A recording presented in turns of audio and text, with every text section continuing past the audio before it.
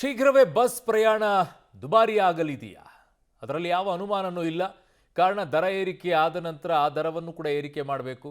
ಕಾರಣ ನಷ್ಟದಲ್ಲಿರುವಂಥ ಸಂದರ್ಭದಲ್ಲಿ ಅದನ್ನು ಸರಿದೂಗಿಸೋಕ್ಕಾದರೂ ಕೂಡ ದರವನ್ನು ಏರಿಕೆ ಮಾಡಬೇಕು. ಕಾರಣ ಕೊಡ್ತಾ ಇರುವಂಥ ಸಂಬಳವನ್ನು ಹೆಚ್ಚಿನ ರೀತಿಯಲ್ಲಿ ಕೊಟ್ಟಿದ್ದಾರೆ, ಅದಕ್ಕೂ ಕೂಡ ದರವನ್ನು ಏರಿಕೆ ಮಾಡಬೇಕು. ಸಾಲು ಸಾಲು ಈಗ ಬರ್ತಾ ಇರೋದು ಬಸ್ ಟಿಕೆಟ್ ದರ ಏರಿಕೆಗೆ ಸರ್ಕಾರ ಚಿಂತನೆಯನ್ನು ಮಾಡ್ತಾ ಇರೋದು. ಶಕ್ತಿ ಯೋಜನೆಯಿಂದ ಸರ್ಕಾರಕ್ಕೆ ಹೊರೆ ಆದರೆ ಬಿಡಬೇಕು. ಬಸ್ ಪ್ರಯಾಣದ ದರ ಏರಿಕೆಗೆ ಗ್ಯಾರಂಟಿ ಸಮಿತಿ ಶಿಫಾರಸನ್ನ ಮಾಡಿದೆ ಅಂತೆ. ಗಂಡನ ಕಡೆಗೆ ಇಸ್ಕೊಳ್ಳೋದಂತೆ, ಹೆಂಡತಿ ಕೊಡೋದಂತೆ. ಇದು ಯಾವ ಸೀಮೆ ಇದ್ರಿ ಇದು? ಬಸ್ ಟಿಕೆಟ್ ದರ ಏರಿಕೆ ಬಗ್ಗೆ ಪರಿಶೀಲನೆಯನ್ನ ಮಾಡ್ತೀವಿ ಅಂತ ಸಂಪುಟ ಸಭೆ ಬಳಿಕ ಸಿಎಂ ಡಿ.ಕೆ. ಶಿವಕುಮಾರ್ ಅವರು ಹೇಳಿಕೆಯನ್ನ ಕೊಟ್ಟಿದ್ದಾರೆ.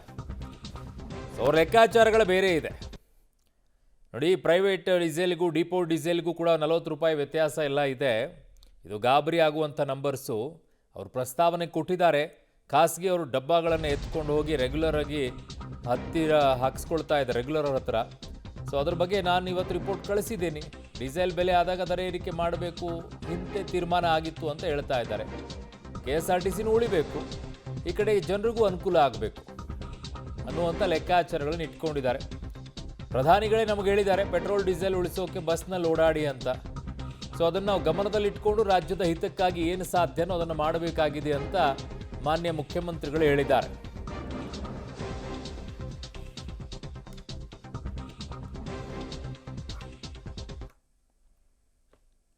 ನೋಡಿ, ಅದು ಸದ್ಯಕ್ಕೆ ಈಗ ಏನಾಗಿದೆ ಅಂತ ಅಂದ್ರೆ ಪ್ರೈವೇಟ್ ಡೀಸೆಲ್ ಬೆಲೆ ನಾವು ಡಿಪೋಲ್ ತೆಗೆದುಕೊಂಡು ಡೀಸೆಲ್ ಬೆಲೆಗೂ ದೇರ್ ಇಸ್ ಬಿಗ್ ಡಿಫರೆನ್ಸ್.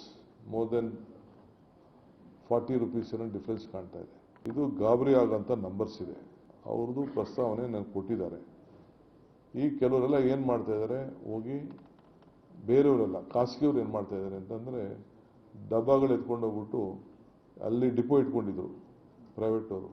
ಅದು ಬಿಟ್ಬಿಟ್ಟು ಡಬ್ಬಗಳು ಎತ್ಕೊಂಡೋಗಿ ಪಬ್ಲಿಕ್ ಇಲ್ಲಿ ಮಾಮೂಲಿ ರೆಗ್ಯುಲರ್ ಡೀಸೆಲ್ ಹಾಕ್ಸ್ಕೊಳ್ತಾ ಇದ್ದಾರೆ. ಇವೆಲ್ಲ ಇದೆ. ಅದ್ರ ಬಗ್ಗೆ ಒಂದು ರಿಪೋರ್ಟ್ ಕೇಳಿದ್ದೀನಿ ನಾನು, ಎಲ್ಲಿ ಏನು ಎಷ್ಟ ಯಾವ ರೀತಿ ಏನು ಅಂತೇಳಿ.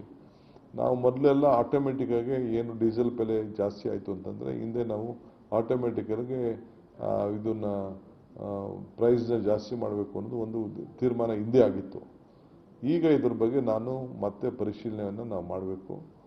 ಮಾಡಿಬಿಟ್ಟು ನಾವು KSRTCನೂ ಉಳಿಬೇಕು, ಜನರಿಗೂ ಅನುಕೂಲ ಆಗಬೇಕು. ಈ ಬೆಲೆಗೆ ಅಂದರೆ ಯಾಕೆಂದರೆ ಪ್ರೈಮ್ ಮಿನಿಸ್ಟ್ರೇ ನಮಗೆಲ್ಲ ರಿಕ್ವೆಸ್ಟ್ ಮಾಡಿದ್ದಾರೆ, ನೀವು ಬಸ್ಸಲ್ಲಿ ಓಡಾಡಬೇಕು, ಪಬ್ಲಿಕ್ ಪೆಟ್ರೋಲ್ ಉಳಿಸ್ಬೇಕು, ಡೀಸೆಲ್ ಉಳಿಸ್ಬೇಕು. ಅವ್ರದ್ದು ಏನೋ ಮಾರ್ಗದರ್ಶನ ಎಲ್ಲ ಇದೆ. ಅವ್ರದ್ದೆಲ್ಲ ಕೂಡ ನಾವು ಗಮನದಲ್ಲಿ ಇಟ್ಕೊಂಡು ರಾಜ್ಯದ ಹಿತಕ್ಕೆ ಏನು ಮಾಡ್ಲಿಕ್ಕೆ ಸಾಧ್ಯ, ಜನರ ಹಿತಕ್ಕೆ ಏನು ಮಾಡ್ಲಿಕ್ಕೆ ಸಾಧ್ಯ, will take A decision at earliest possible.